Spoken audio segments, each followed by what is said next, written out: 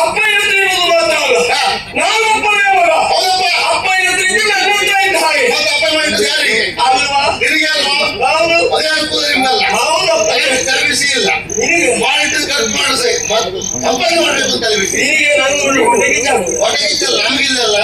ನೀನು ಬೇಸರ ಮಾಡುವ ಅನಿವಾರ್ಯತೆ ಇಲ್ಲ.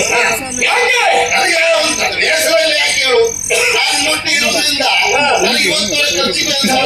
ಏನಾದ್ರೂ ತಾಪತ್ರೆಗೆ ಅವಕಾಶ ಕೊಟ್ಟಿದ್ದೇವೆ. ನೀನು ಯಾವಾಗ ಕೇಳು ಲೆಕ್ಕಾಚಾರ ಇಲ್ಲ. ಗುರುಕುಲವನ್ನು ಸೇರಿ ಕೆಲವು ಕಾಲ ಆಗಿಕೊಳ್ಳಿ. ನನಗೆ ಅನಿಸುವುದು ಈ ಗುರುಕುಲ ಯಾಕೆ ಬೇಕು? ಕೂತ್ರು ತಪ್ಪು, ನಿಂತರು ತಪ್ಪು, ಓಡಾಡಿದ್ರು ತಪ್ಪು, ಏನು ಮಾಡಿದ್ರು ತಪ್ಪು. ಕಾಣ್ತದೆ. ಯಾಕೆ ಹೇಳು? ಆಸಕ್ತಿ ಇಲ್ಲ ಅಂತ ಅರ್ಥ. ಆಸಕ್ತಿ ಇದ್ದವರಿಗೆ ಅದು ಸೆರೆಮನೆ ಆಗುದಿಲ್ಲ, ಅರಮನೆಯೇ ಆಗ್ತದೆ. ನಿನಗೆ ಅರಮನೆ ಇರುವುದರಿಂದ ಇದು ಸೆರೆಮನೆ ಆಗ್ತದೆ. ನಾವೆಲ್ಲ ಬಯಸುವುದೇನು ಗೊತ್ತಾ? ಬಂಗಾರದ ಪಂಜರವೇ ಆದ್ರೂ ಕೂಡ ಪಂಜರದಲ್ಲಿರುವಂತಹ ಗಿಳಿ ಆಗಬಾರದು. ನಾವು ಸ್ವತಂತ್ರವಾಗಿ ಹಾರಾಡುವಂತಹ ಗಿಳಿ ಆಗಬೇಕು.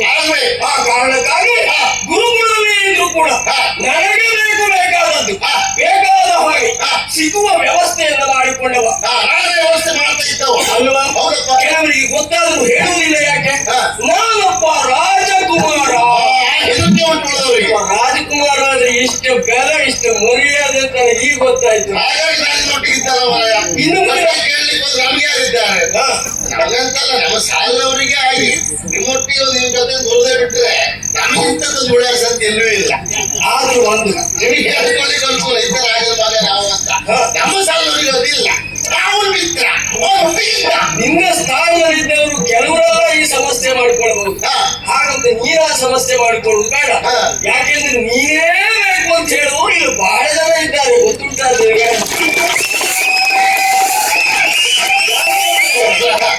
ಅದು ಇಲ್ಲಂದ್ರೆ ಹೇಳಲ್ಲ ನಾನು. ಇರ್ಬೋದು, ಆದ್ರೆ ವಯಸ್ಸವರಿಗೆ ವಯಸ್ಸನ್ನು ಕೊಡ್ಲಿಕ್ಕೆ ನಮ್ಮ ಹತ್ರ ಆಗ್ಬೇಕಲ್ಲ. ನಿನ್ನತ್ರದ ಸಾಧ್ಯತೆ ಉಂಟು ಎನ್ನುವ ಕಾರಣಕ್ಕಾಗಿ ನೀ ಯಾವಾಗಲೂ ನನ್ನೊಟ್ಟಿಗೆ ಇರಲಿ ಅಂತ ಬಯಸುವುದು ನೆನಪಿಟ್ಟು. ಅದಕ್ಕೆ ಬೇಕನ್ಸದೆ ಇವತ್ತಲ್ಲ. ನಿನ್ನ ಹೆಸರು ಕೋಕಿಲ, ನನ್ನ ಬಾಯಿಗೆ ನೀನು ಯಾವತ್ತೂ ಕಿಲಕಿಲ್ಲ. ಅದು ಬೇಡ. ಹಾಗಾಗಿ ನನ್ನೊಟ್ಟಿಗೆ ಸಾಧುವಾಗಿ ಕಿಲಕಿಲವಾಗಿದ್ದೀರಿ. ಕೋಕಿಲ ಸಾಧು ಕಿಲಕಿಲವಾಗಿತ್ತು. ಎಲ್ಲೆಲ್ಲ ಹೊಸೊಡೆ ಹಾಗೆ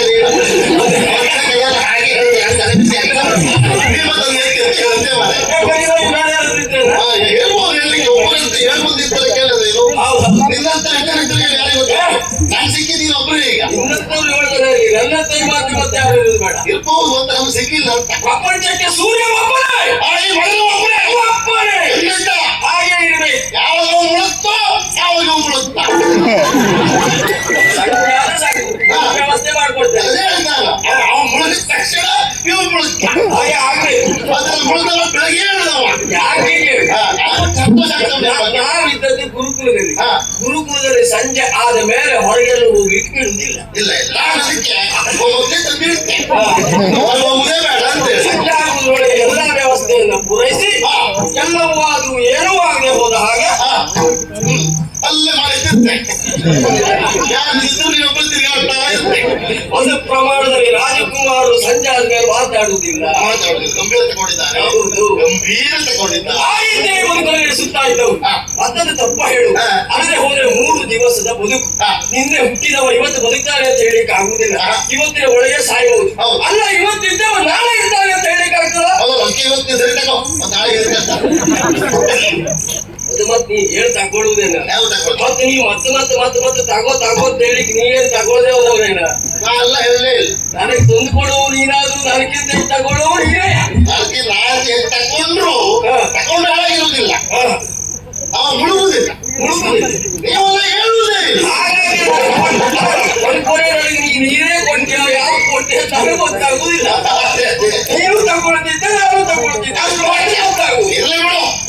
ನಮ್ಮಷ್ಟು ಆತ್ಮೀಯತೆ ಉಂಟು. ಯಾವುದನ್ನು ನಾವು ಭೇದವನ್ನು ಇಳಿಸಬಲ್ಲ. ನಾನೊಬ್ಬ ರಾಜಕುಮಾರ ಎನ್ನುವ ಕಾರಣಕ್ಕಾಗಿ ನಿನ್ನನ್ನು ನಾನು ಕೀಳಾಗಿ ಕಂಡವರೇ ಅಲ್ಲ. ಸಂತೋಷಕ್ಕಾಗಿ ಒಟ್ಟಿಗೆ ಇರುತ್ತ ಅಲ್ವೇನಾ? ನಾನು ಯೋಚನೆ ಮಾಡುವುದು ಮತ್ತೇನಲ್ಲ.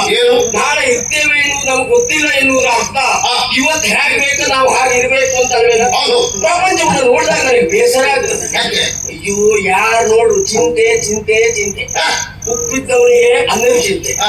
ಅನ್ನ ಇದ್ದವನಿಗೆ ಬಂಗಾರ ಚಿಂತೆ, ಹಾ. ಬಂಗಾರ ಇದ್ದವನಿಗೆ ಹೆಂಡತಿ ಚಿಂತೆ. ಹಾ. ಒಟ್ಟಾರೆ ಚಿಂತೆಯಲ್ಲೇ ಸುಟ್ಟು ಬಸವಾಗಿ ಹೋಗ್ತಾನೆ. ನಿಂಗ ಚಿಂತೆ ಇಲ್ಲ, ನನಗೆ ಯಾವ ಉಪಯೋಗ ಕಡಿಮೆ ಇಲ್ಲ, ಅನ್ನ ಕಡಿಮೆ ಇಲ್ಲ, ಬಂಗಾರ ಕಡಿಮೆ ಇಲ್ಲ, ಯಾವುದಕ್ಕೂ ಕಡಿಮೆ ಇಲ್ಲ.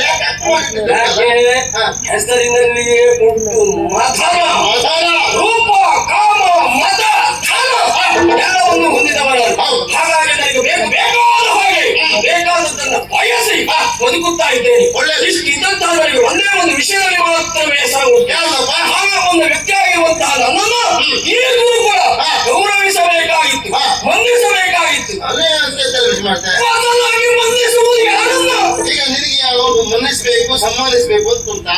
ಮತ್ತೆ ಈ ದೊಡ್ಡ ಜನರ ಮಕ್ಕಳಿಗೆ ಮತ್ತೆ ಇರುವುದೇ ಸನ್ಮಾನ ಆಗ್ಬೇಕು ಅಂತ 10,000 ಕೊಟ್ಟು ಅವನಿಗೆ ಸನ್ಮಾನ ಮಾಡ್ತೀರ ಕೂಡ 10,000 ಏ, ನೀನೇ ವಿಷಯ ಮಾಡ್ತೇನೆ. ನೀನೇ ಮಾಡುವುದು ಅಂತ ಅದು ನಾನು ಮಾಡುವುದಲ್ಲ, ಮಾಡಿಸ್ತೇನೆ. ಮಾಡ್ತೀಯ?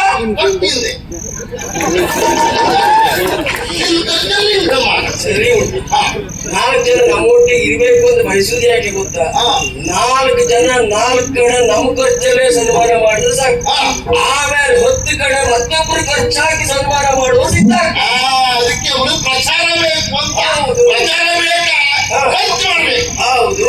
ಉಂಟು ಸುಮ್ಮನೆ ಇಡುದಲ್ಲ. ಸ್ವಲ್ಪ ಖರ್ಚು ಮಾಡು. ಇವತ್ತೊಂದು ಸೂಚನೆ ಕೊಟ್ಟೇ ಇಲ್ವಾ? ಇಲ್ಲಿ ನೋಡು. ನಾಳೆ ನೋಡು ಮತ್ತೆ. ಹಾ. ಹಾ. ಅಷ್ಟೇ.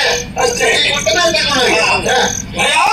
ಮತ್ತೇನಲ್ಲ ವಿಷಯ ಮತ್ತೇನಲ್ಲ. ನಿನಗೆ ಏನ್ ಬೇಸರಪ್ಪ? ನನಗೆ ಸಿಗಬೇಕಾದಂತಹ ಮನ್ನಣೆಗೆ ಸಿಗ್ತಾ ಇದ್ದದ್ದು ಯಾರಿಗೆ?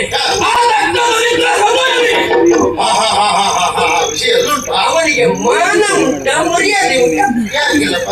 ಮಾನ ಎಂತದ್ದು? ಎಂತದ್ದು? ವ್ಯಾಪ್ತಿ ಉಂಟ ಅವನಿಗೆ. ಹಾ, ಹಾ. ಹೇಳ್ಕೊಳ್ಳಿಕ್ಕೆ ಯಾರಿದ್ದಾರೆ ಅವನಿಗೆ? ಯಾರಿಗೆ? ಗುರುಮಠವೇ ಆಗ್ತೇವೆ ಅವ್ರಿಗೆ. ಅಲ್ವಾ? ಹ್ಮ್. ಇನ್ನು ಮರ್ಯಾದೆ ಹಾ. ಅಂದ್ರೆ ಎತ್ತರ ಹಾ. ಉಂಟ ಅವನಿಗೆ. ಹಾ, ಅದು ಇಲ್ಲ.